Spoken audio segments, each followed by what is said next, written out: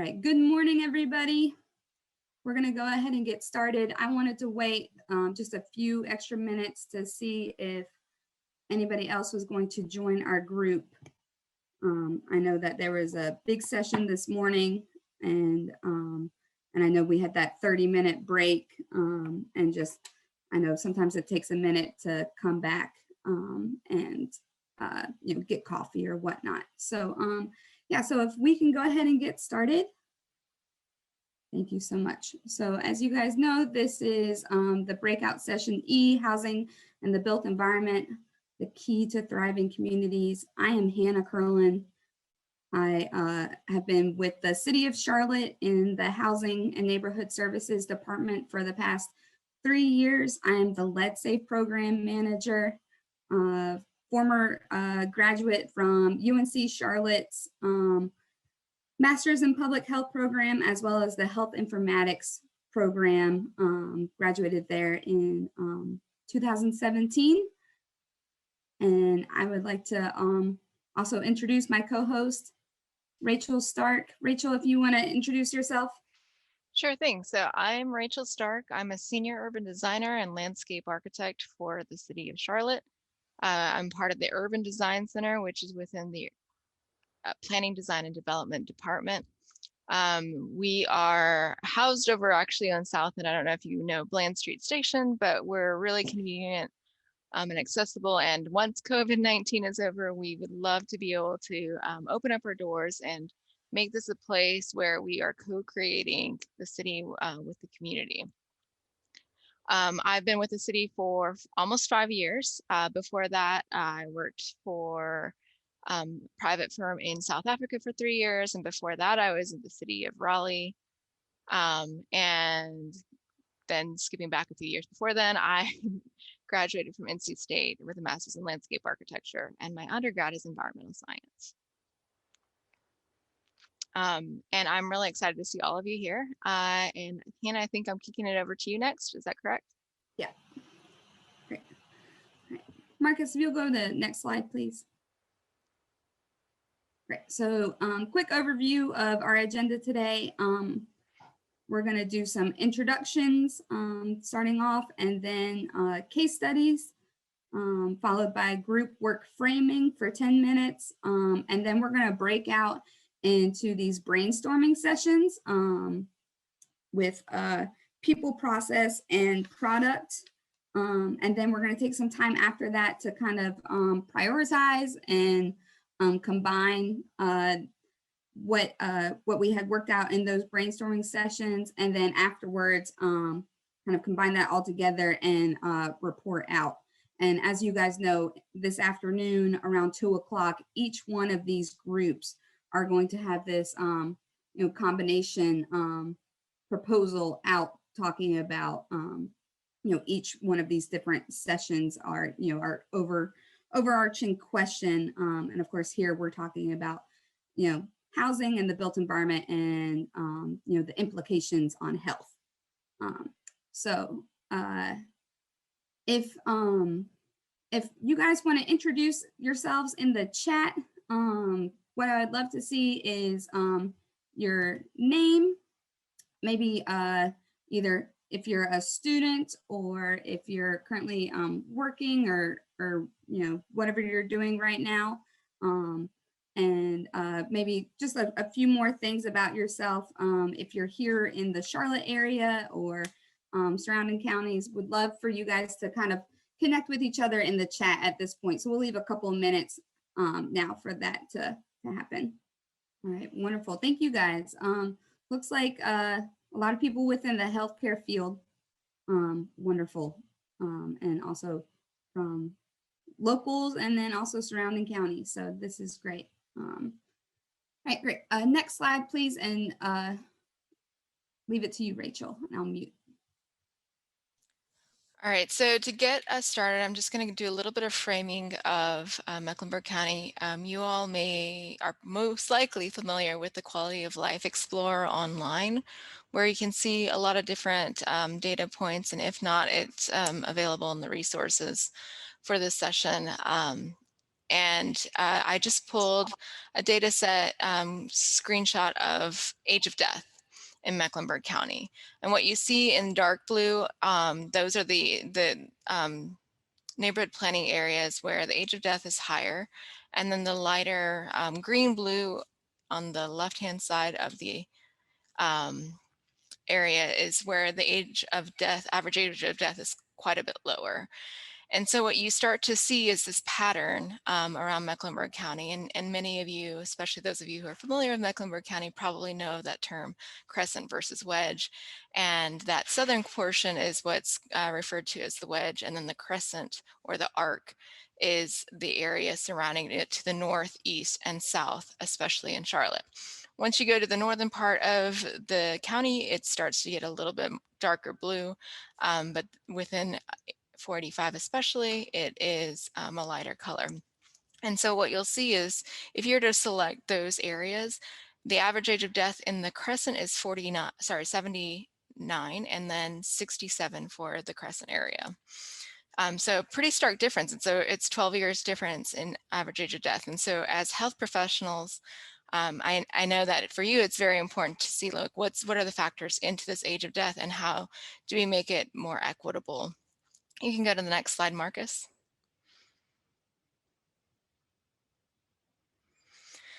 So a couple of things. If you were to look at some of the data of the crescent and wedge, and if you look on the right-hand side of the screen, you can see a couple of things. One, you can see there's a racial segregation happening in the city.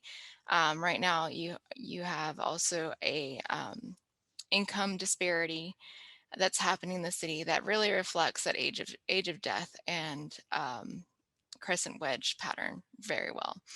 And that's really tied to some of the things that we've done as a city in the past, and we weren't always this segregated. So on the left-hand side, I don't know if everyone's familiar with Tom Hanchett's book, Sorting Out the New South City, but it's a great resource, and it's specific to the city of Charlotte. It's specific to Charlotte and how Charlotte became a segregated city.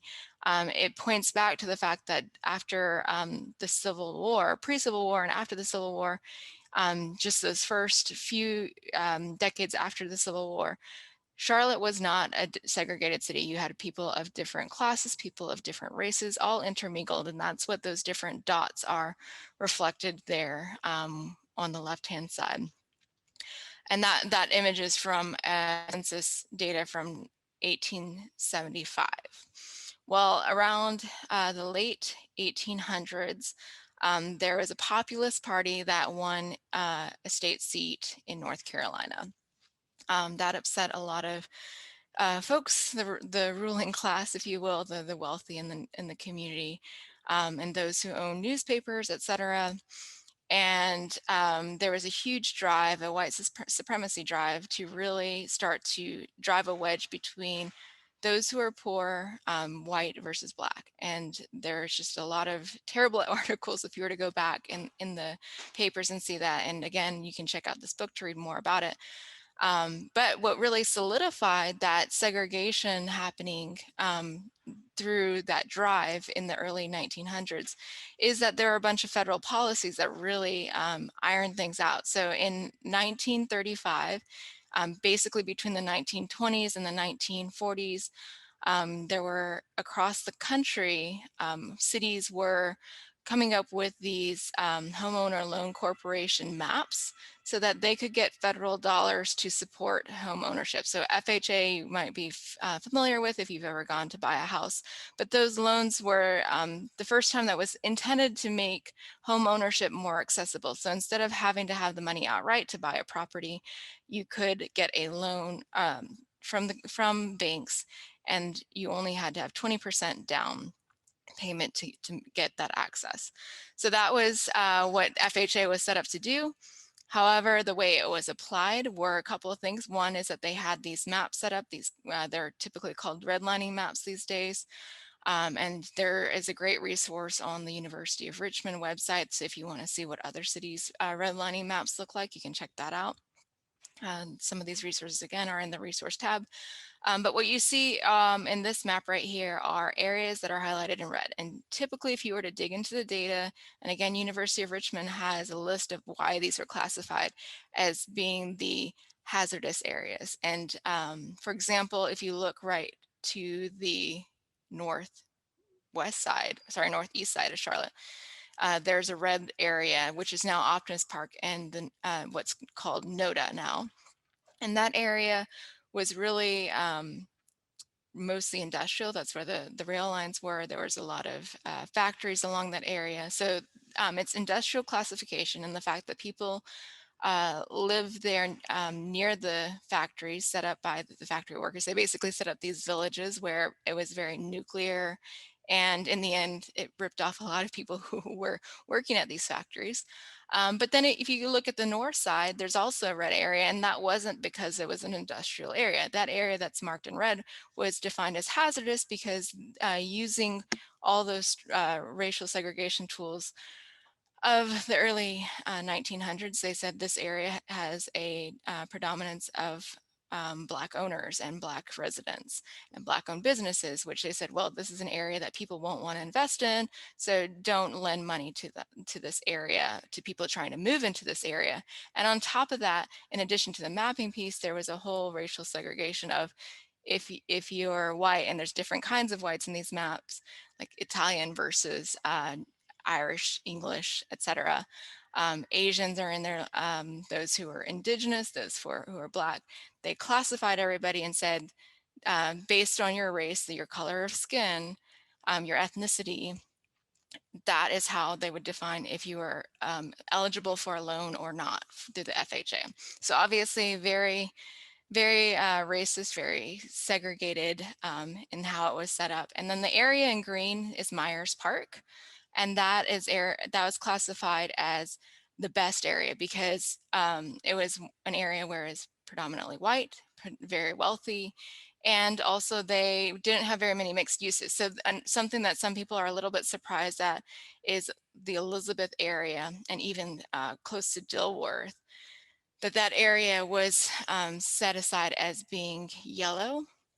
And those areas were set aside as being yellow, which is definitely declining because they said this area is an area where there's a mix of uses. So what they wanted to see is if this is an FHA, so it's about home ownership, they didn't want to see a mix of uses. They only wanted to see housing and no other uses, just to have this stability for how they were going to allocate funds. So what's interesting from that is, yes, that determined who could get loans and who could own land and therefore build build their what is it called, their assets, so that you can accumulate wealth, which obviously impacts where we are today. But also the other thing that happened is a few years later, to be able to get federal funding and support from the state, you had to have zoning laws. So zoning laws were instituted in the 1940s across, well, in some places across America much earlier, but in Charlotte, it started in 1947. And so for them to be able to get the support from government, they had, and financial support, they had to create these zoning maps, again, to provide stability so that people knew what was an area for investing what in. And therefore just making it very predictable what was going where. So there was such a thing as a sure investment, as close as one as they could have. So in this area, again, you see green is this area. It's not just considered desirable, but that's the area that they zoned as single family. And you'll see there's not very many areas of green. Again, Myers Park area, there's a little bit of Dilworth there. Then you have what is it called? Country Club Heights is zoned green for single family. But then the next level is multifamily. So those are the areas in blue, which is basically everywhere else that had predominantly housing, even though they were still single family homes. After that, you had neighborhood businesses, industrial, and central business district. So one of the things that I want to point out here is when I moved to Charlotte about 5 years ago, when I moved over into the Optimus Park area and rented a house for my dad, my brother, and my husband and my dog to stay in. And it was an area before Optimus Hall was there and before a lot of the investments were happening there. A lot of the houses were Habitat for Humanity houses, but we also had mill houses in the area. And anyway, with this area, there were some areas that were actually zoned as industrial, even though they were single family homes, and they had been single family homes since the 1900s. So what we saw happening is, because it was zoned industrial, with the transit-oriented development plan that came over it, which was policy saying this is an area that was going to support the new blue line that was going to come in, there was a lot of pressure for all the industrial area to change over to transit-oriented development, which is high density, which meant that houses were likely going to be torn down and turned into apartments, condos, mixed-use development, which isn't necessarily a bad thing, but obviously that creates development pressure. So anyway, we can go to the next slide, Marcus.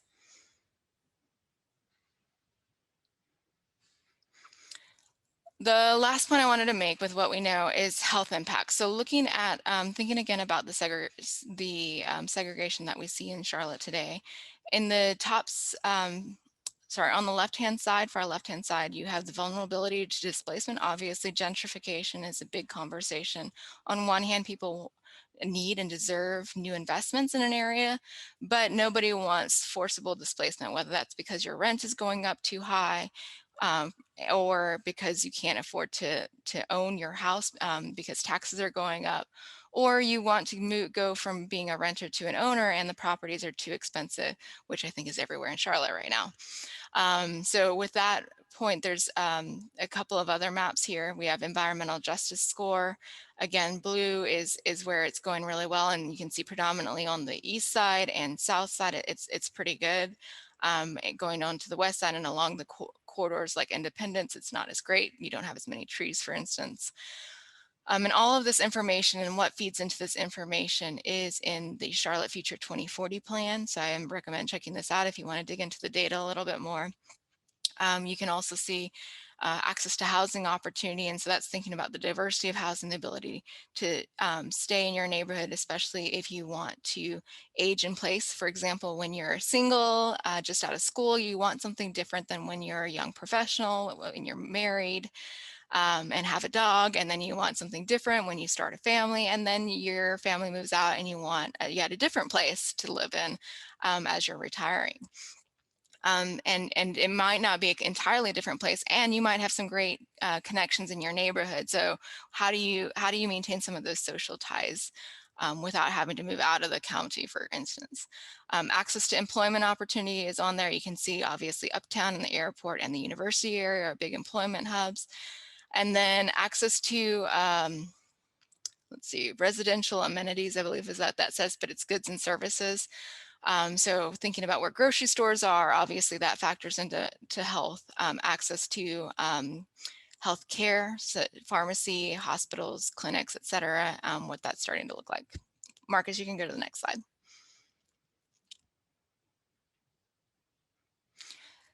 So I believe I'm going to kick this off and then hand it over to Hannah. So basically, housing affordability obviously is one of the big topics right now.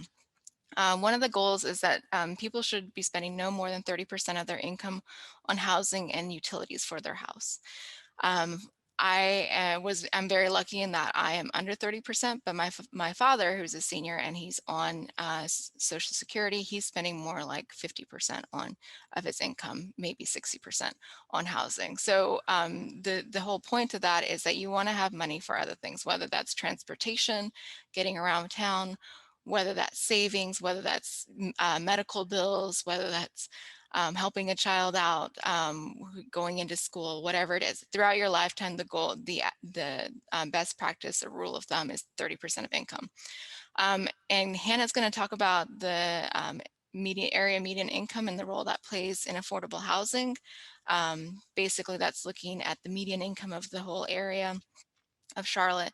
And then naturally occurring affordable housing is basically areas that they tend to be older. They tend to be, right now in Charlotte, they're probably like the housing from the 70s and 80s. Sometimes it is single family, but a lot of what we see right now is mostly multifamily, 2 or 3 story garden apartments. And then also a couple of things to be considering when we think about housing affordability, rent versus own. If you own, some of the challenges are obviously maintaining your property, making sure you're staying up to code. If you are renovating your property, that you can pull the permits, make sure it's safe for everyone to live in. And then renters, it can be very expensive in the end if you're just renting and can't be putting down to something that is your own long term. So challenges with both of those, and also national real estate trends. Right now, especially with COVID-19, a lot of folks are saying, well, why would I pay the rent living in New York City when I can live in Charlotte for a lot cheaper? I could even own a house in Charlotte for a lot cheaper. So the things that are happening nationally and even internationally impact our local real estate market. And I don't know if anyone's tried to buy a house recently, but even when I was trying to buy a house 4 years ago, I think I put in offers in like 10 different places and finally got one, but it took a long time to get to that point. And I often lost out to higher bidders and cash buyers. And then let's see, stage of life housing needs. We talked about that a little bit earlier. And then city roles and resources. So we have this housing trust fund, home ownership, support resources such as safe home, emergency home repair, down payment assistance program, et cetera. And I'm going to kick it over to Hannah to talk about some of those.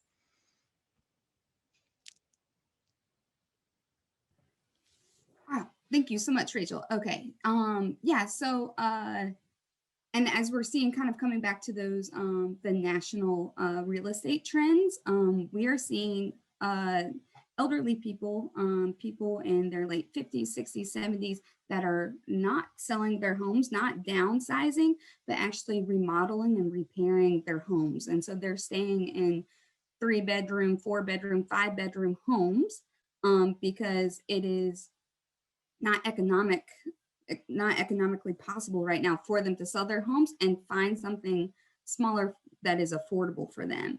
And so unfortunately, as we all know, that is decreasing the number of affordable homes in the Charlotte market. Elderly people are staying in their big homes and just redoing a kitchen, upgrading their bathrooms, their decks, whatever, that kind of thing. So you're seeing this huge disparity between, young families that need more space or want to own their own home, have a yard, that kind of thing, and elderly people who just aren't moving out of these areas.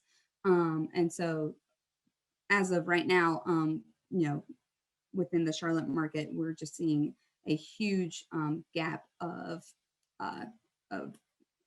homes on the market. So kind of going into the city resources, and that's more of my forte. So the Housing Trust Fund,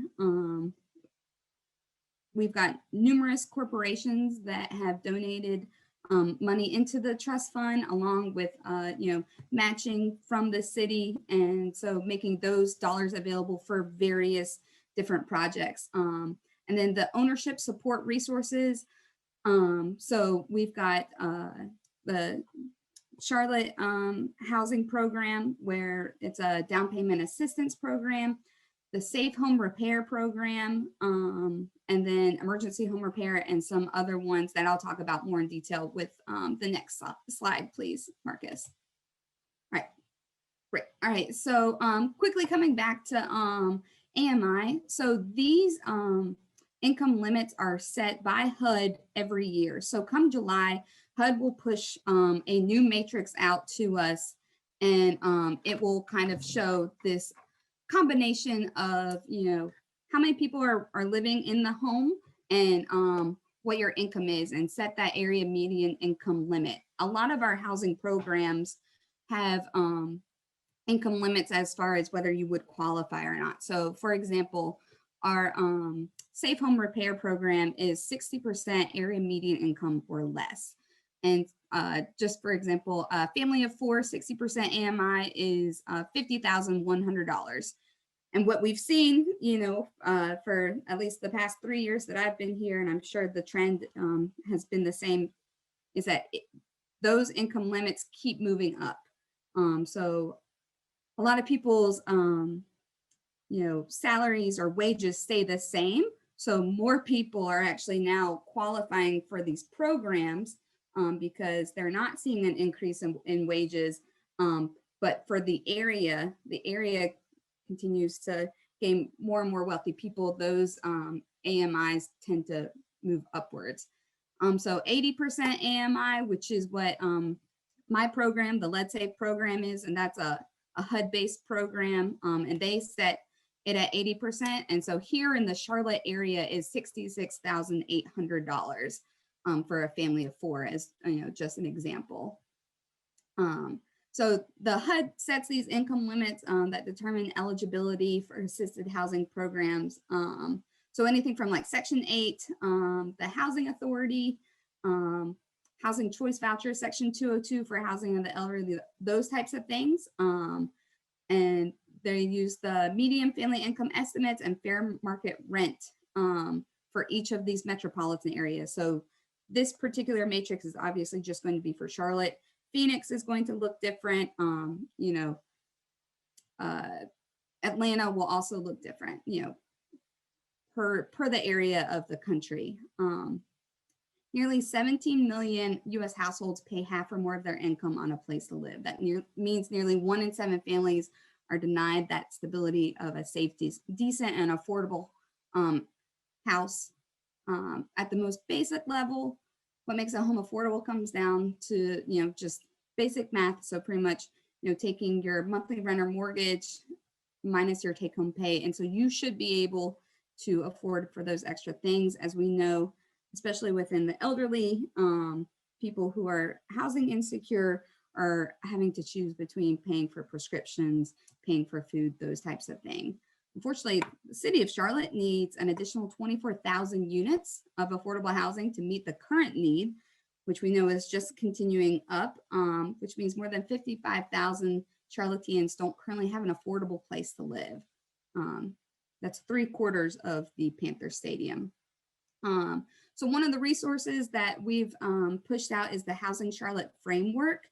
So you can check that out. It's I want to say like a 24-page PDF that kind of focuses on the expanding of the supply and preserving existing quality affordable housing. A little bit like what Rachel was talking about with the NOAA housing, naturally occurring affordable housing. And so one of our programs, the resources for developers. So if you look at this, the right-hand side of the slide, 5 blue slots down, resources for developers. So right now the city of Charlotte is collaborating with developers in order to buy these NOAA housing and in turn make them affordable, and either for low income people to buy them or low income people to rent them. And so that is just one of the innovative programs that the city is trying to do in order to help with this issue. Also, the House Charlotte Down Payment Assistance Program is an incredible program. So pretty much it gives, so people apply or they inquire about the program, and then they take financial classes and they learn all about how to buy a house, the various moving parts involved about securing a mortgage, looking at the math, right? And also about maintaining your home. And then they can qualify for various amounts of money depending on their income and their family size. And that's a down payment assistance. So I believe depending on where you're looking at, up to, I want to say $21,000 that we can give towards down payment assistance. And that also continues to move up, as well as we're finding more and more people are looking at homes that are more expensive, and therefore that down payment needs to also increase in order for them to secure those homes. So housing rehab, these are CDBG funded dollars. And so it's a community development block grant. And so this is our Safe Home Rehab program. It's pretty incredible in the fact that we are able to assist usually around 100 families every year. And so they can qualify for various repairs. Rehab specialists come into the home, they look at the scope work that is needed based off of code violations, if you will, safety and health hazards. So we're looking at plumbing, we're looking at electrical. What does your roof look like? What is the structure of the home? You know, we go into the crawl space, we look at the attic. We also test homes that were built before 1978 for lead, and I'll get into that in a second. And so we write up this scope. Contractors that are vetted by the city bid out that work, and they go through our process. And so I would say 9 times out of 10 people are thrilled with our work, and then on occasion we get people who wish we could do more, but we are capped at $42,000. And unfortunately, kind of what Rachel had said before, maintaining your home is expensive. You know, when you have to replace a hot water heater or a roof, these are things that people unfortunately don't have the means or ability to save up for.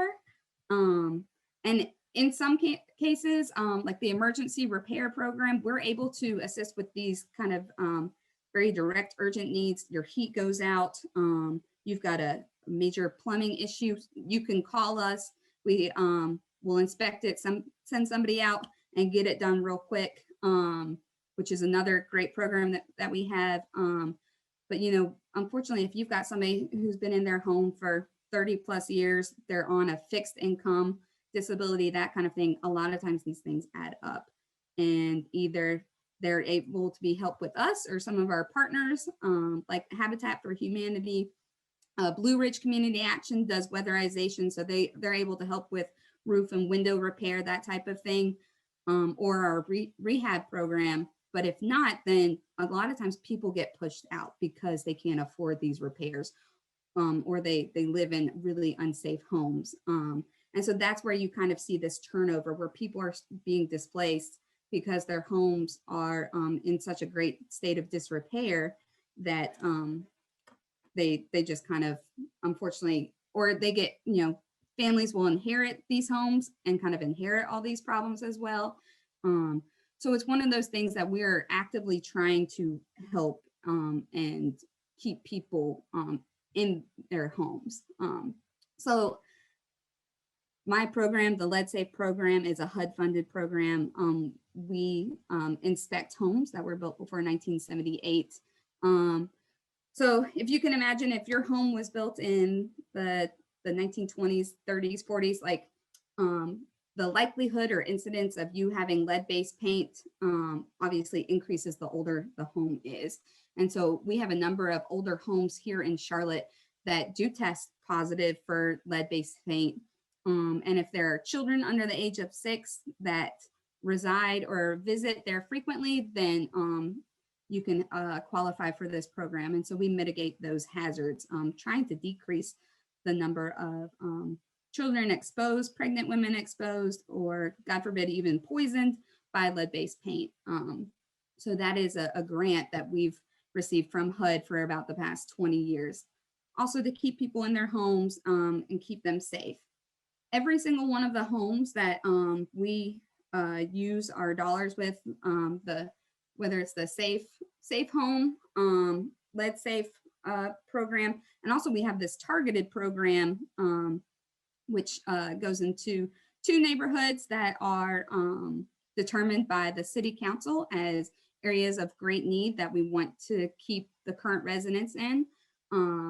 We go through an entire assessment with them, a healthy homes assessment. We assess 29 different health and safety hazards.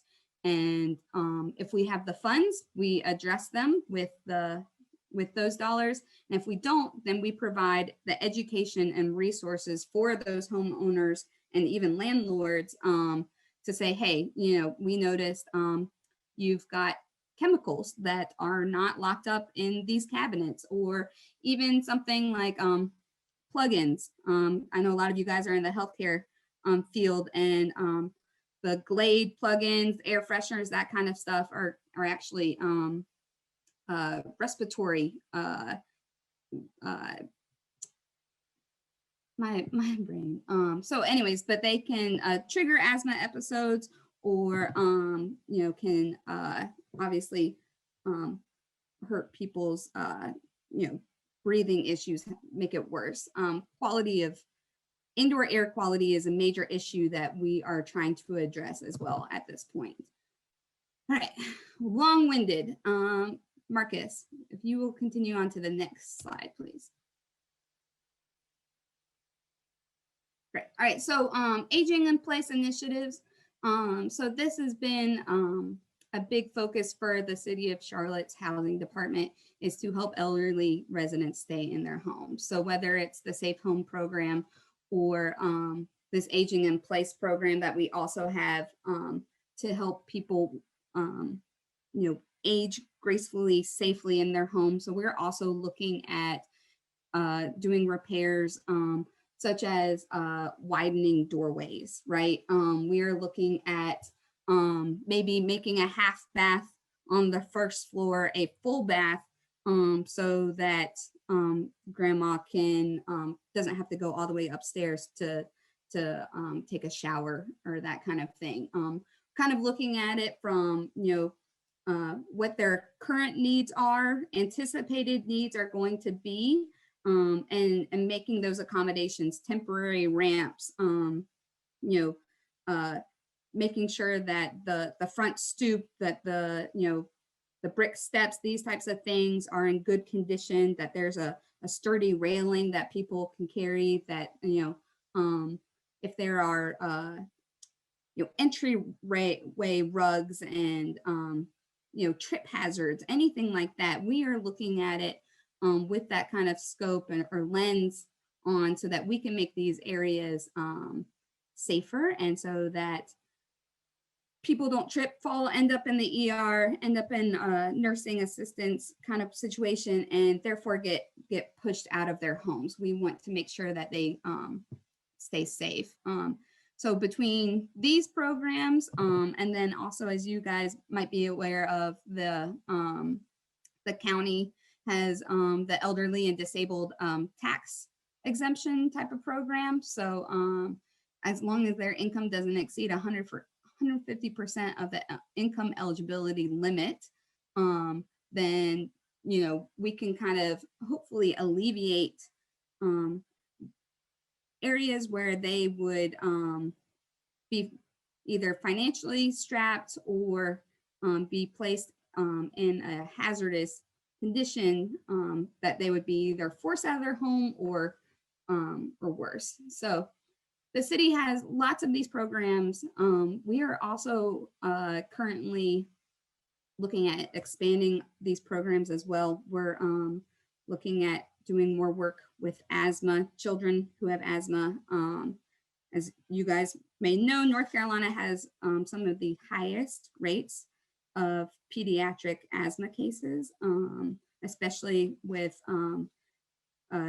Black and brown children, children of color. So we're looking at those initiatives and those types of programs, as well as doing a lot more with data analysis and looking at the social rate of investment as well. So looking at doing more data collection and saying, okay, what type of repairs is the city doing that is really impacting people's health outcomes the most? When we talk about HVAC systems, when we're talking about plumbing issues, which might lead to mold and mildew, those types of things. So we're finally kind of getting to the point where the city is putting more of a health perspective on these housing programs. So combining the two, and really taking big steps forward with local community partners, our healthcare systems, so that we can continue to build on these programs and make our case point that these are important. So we can talk more about that later, potentially in breakout sessions. So Marcus, if you'll move on to the next slide. Rachel, if you want to talk about violent crime. Yes, so I'm quickly just going to talk about some of the violent crime reduction. Obviously, that's something that comes up when we talk about longevity and health outcomes, and it can be a vicious cycle to be in a state of violent crime. And there's a lot of factors where it feeds onto each other. But I basically just wanted to share a little bit of work that we did before in the past year around trying to reduce violent crime reduction holistically. So our goal is to co-create solutions with the community to holistically and sustainably reduce crime in priority areas. We're looking both at the physical and social context of these situations. So physical context, such as is this placing, attracting, or facilitating violent crimes, looking at things like jobs, housing, and access to amenities. And the other thing is social construct, how are individuals' health in this area? The things that Hannah was just talking about in terms of asthma, and perhaps there's other aspects, not just physical, maybe it's also mental health aspects. Looking at relationships. Our relationships with our neighbors and family are very important. Relationships from school, colleagues, etc. Stability of housing, income, and community are also factors in the social aspect of an area.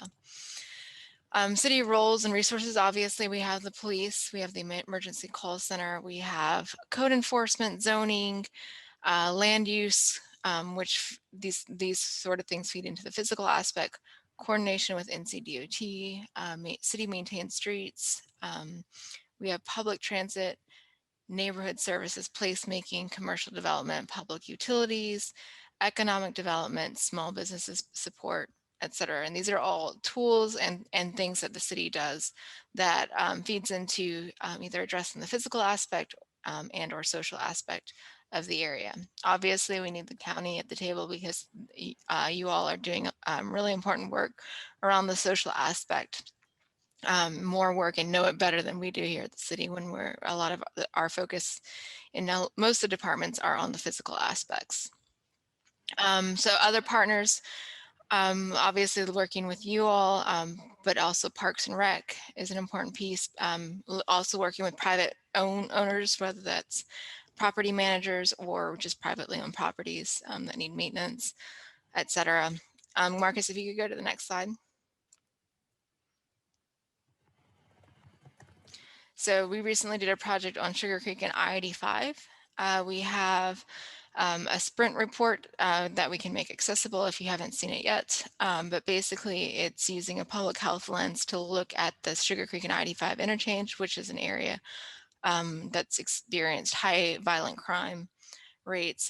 Also throwing in here, we've done a lot of research just to see what are some of the physical aspects. So Hannah has this image from her program of the LIDS hazard control unit work that's been done in the area along Sugar Creek. Marcus, you can go to the next slide. Thank you. Complete neighborhoods, obviously that's another important factor. So one of the things that I'll talk about in a second is the Charlotte Future 2040 plan. One of the goals is 10-minute neighborhoods, and that's not necessarily 10-minute walks. It could be a 10-minute bike ride or 10-minute transit. And this is kind of how I live. My husband and I share a vehicle, and he's a soccer coach and director. And so typically he's the one with the car, and I get to take the bus or bike to where I need to go. Or walk. And so being able to get from your house to parks, retail in a way that's walkable, bikeable, or making sure that you can get there by transit really quickly. We don't want to see like 2-hour bus rides to go get groceries, because groceries don't stay that long, especially in summer. Economic opportunities and jobs are other things that we'd like to see folks have access to in a 10-minute radius. Some of the considerations are that there are obviously different neighborhood contexts. There are some neighborhoods where maybe people just don't want, would like to have their 5 different cars, and that's fine. But just the other thing to consider is real estate pressure in this. Right now, the most complete neighborhoods where you do have that 10-minute access are probably the hottest neighborhoods right now in terms of just real estate trends. And so everybody wants to live in one of these. So a question is, how can we create more of these potentially? And then also looking at city resources and roles. So again, we have future land use. which is looking at desired development that we want to have, that the community wants to have in the area, looking at zoning, which is how the future land use is the policy side, that is the guidance of where we want to go, and that's worked out with the community. The zoning regulations are the tools to get there. That's the legal tools to implement those projects. Capital investment, infrastructure, obviously is a key piece to what the city does. And then programs, we have housing and neighborhood programs that we've talked about. We also have placemaking grants and city-led projects. We have business matching grants that economic development department leads up. And we also have, of course, job provider recruitment with economic development. Next slide, please. So Charlotte Future 2040 plan, if you haven't seen this yet, definitely go check it out. It's online. They have a virtual open house if you want to check that out, or you can just go through the plan, the document online on your own. It also has the equity atlas in there if you want to find out a little bit more about Charlotte's history, and in a very quick format over like 2 or 3 pages, and how that's impacting us today. But coming out of this plan, there are 10 goals. Like I said, there's a 10-minute neighborhood goal, but there's several other goals that are related to each other. The other thing is we talked about the crest and the wedge, or the arc and the wedge. We talked in this work, we figured out, well, what are the things that are most similar between these two areas where we're seeing different outcomes, different health outcomes. We also see different race segregation, racial and economic segregation happening in Charlotte. So what's most similar between these areas and what's most different? So vulnerability displacement is probably the most aligned to this area. And then job density, job skill match, residential renovation. So what's happening in this area, size of commercial and proximity to financial services such as banks, fire response and proximity to grocery are some of the biggest differences between these two areas.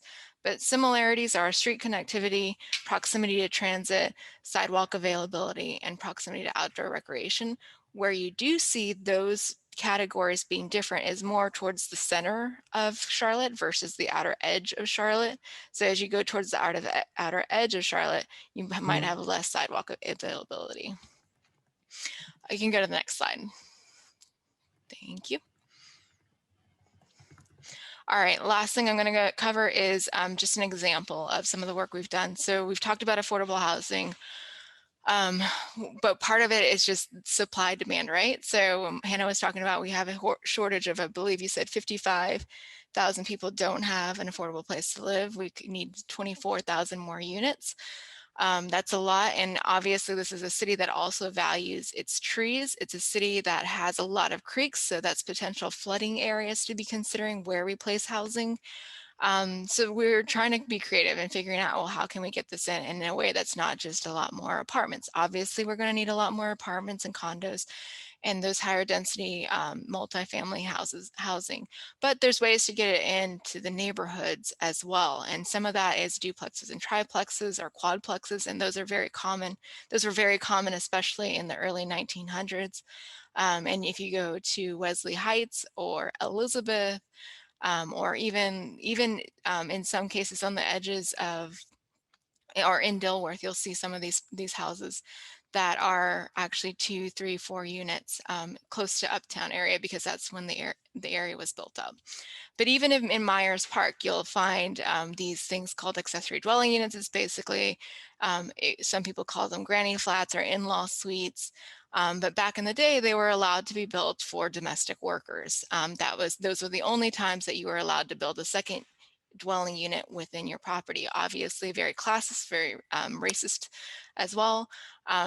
So in the end, in 2012, we changed the policies allowing ADUs to be built anywhere in the city. That being said, even though they are allowed by policy to be built anywhere in the city, there are some hurdles to actually seeing it built. So we didn't have very many built, and that's what the map on the right hand shows, is that since 2012, not that many units had been built. So we were trying to understand what were some of the hurdles to getting them built.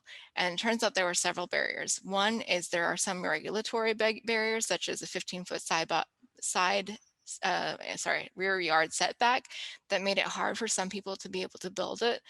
But the other thing is financial. So a lot of the banks aren't familiar with the kinds of loans that people need to be able to build these properties. So unless you had the money outright, it could be a little bit, or you knew the financial system really well, or worked with a really great financial advisor at the bank, it could be really hard to actually get to the point where you could get the loan to be able to build this accessory dwelling unit.